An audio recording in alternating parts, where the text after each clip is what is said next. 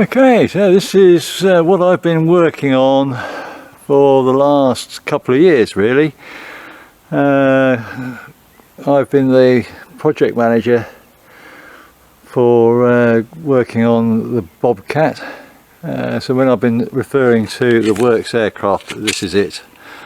I've one of the test pilots involved, probably flown more than half the hours that are on the airframe. So what can I tell you about the Bobcat? Well, it was originally derived from the SLA Clipper, but what is the same as the Clipper? The wing battens, a few tubes in the rear of the fuselage, the engine and the overall look, I suppose. Things which have changed, albeit very minorly, the composites. So all the fiberglass stuff here has changed, the door system's changed, the wing spars have changed on the aircraft to bring it up to the 600 kilogram weight classification. The undercarriage has changed to deal with that as well. And we've done some refinements to the aircraft itself, including wingtips, push rods going to the ailerons,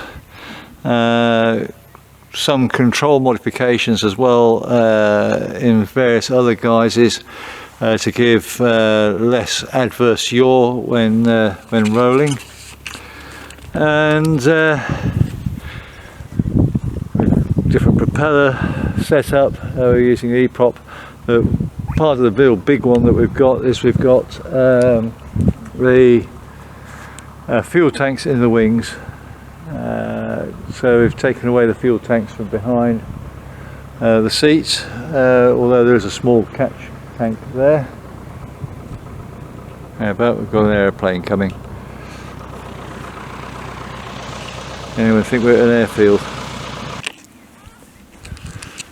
So as I was saying before, interrupted by aeroplanes. Yes, we've got fuel tanks in the wings, fuel tank in the back there. So yeah, this aircraft's got 100 litres of fuel on board, or capable of having 100 litres of fuel on board, capable of carrying 30 kilos of luggage. So it's a go places aeroplane, albeit not very fast. It's designed around having training flights and pieces like that. But this is, as I said, this is the prototype, so little bits haven't been done yet. We haven't got the tops up here blanked off as we'd like to have. The root section down here hasn't been sorted out quite as we'd like it to be. Not fully finished. And but we make our own wheels and brakes. They're all the same size tyres.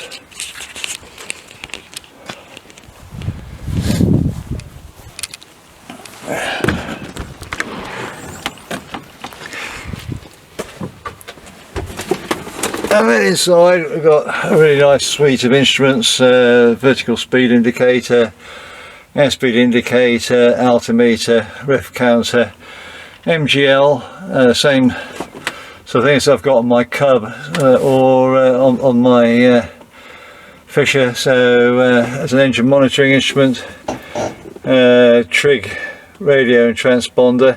That was for when we were testing injection. Circuit breakers all along the side there, a press to torque and a flap switch, carbon monoxide monitor, throttle, friction and flap switch this side, throttle. So they look a bit I don't know, a bit pump handly I suppose, but when I'm flying, it's just nicely on my knee, hands nicely on my knee. It just works out perfectly for my height.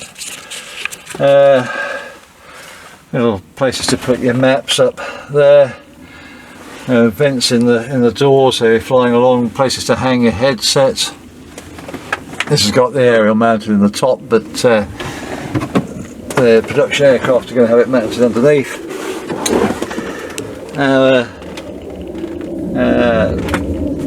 Brake master cylinder, Then we've got a glove box, fuel indication, straightforward. Let's see if we can get, where the heck are we?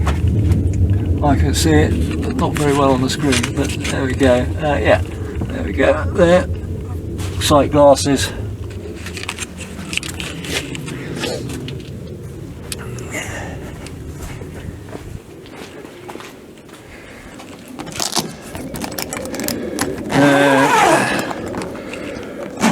Nice simple zips to get in. Two luggage bins, 15 kilos in each. An electric flap actuators, and this bit of bungee system here actually is a compensation system, so when you operate full flaps and things like that, you don't have any trim change, or very little trim change. Makes it very pleasant to fly when you're doing circuit. Yeah, we've got roof panel window. Overall, nice access in.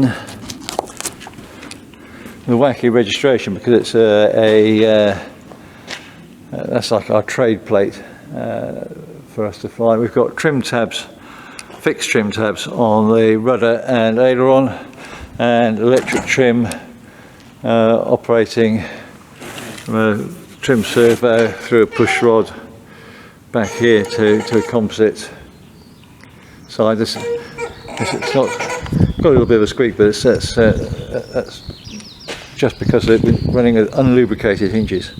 There's a bit of a trial to see how that goes for wear and tear. And sometimes it's better to run with unlubricated, because that way you don't pick up dust and dirt. So lots of modifications were carried out from the old SLA. Beefed up rudder horns, beefed up main elevator horn section here, although this one has been modified to give different lengths. As I said, this is the prototype, so it's got some wayward bits which are not quite the same as the production aircraft. And I just love flying it. I really do love flying this aircraft. It's nice to be able to take people up for flights, which I can't do with my own aircraft, obviously. And the way she handles, you get away with an awful lot of silliness, really, with this aircraft. It stalls so nicely. It just handles rough weather really well. It lands, you know, with a little bit of practice, you can land very short. You can take off short. So it's got some good stall performance on it. It's relatively quiet, and it just handles the rough weather, thermic conditions and things extremely well. And that undercarriage just soaks up badly timed landings, rough ground. So it really is suited for the training environment, or the rough grass strip environment, or both for that matter. So there we go. Just thought I'd introduce you to what I've been doing for the last couple of years. Well, I should have added in the video, which I didn't at the time, a little bit of the ethos behind the Bobcat build. We've tried to make it as British as we possibly can. The aluminium tubes which are used in the construction of the aircraft are extruded within the UK.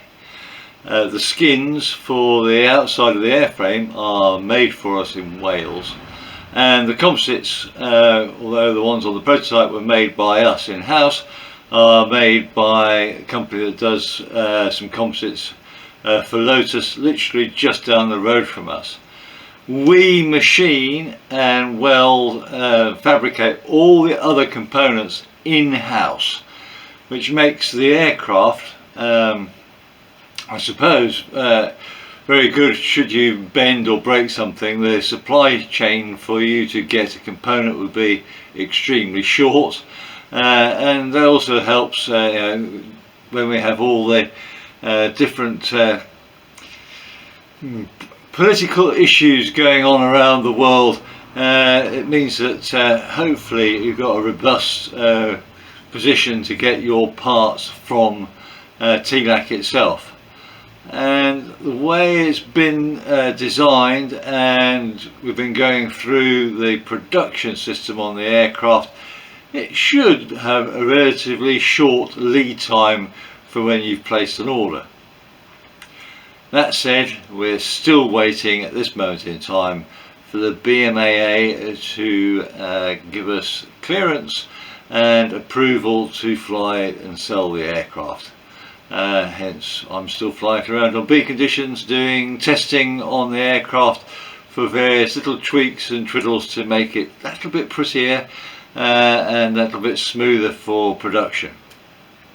But here we go, I enjoy the flying of it, so I'm not going to complain. Anyway, bye for now. Thank you for watching. If you enjoyed the video, please hit the thumbs up. You can subscribe or even hit the little bell notification for future videos. Any comments would be appreciated, and I'll try to get back to you as soon as I can. Remember, go fly and feel the sky.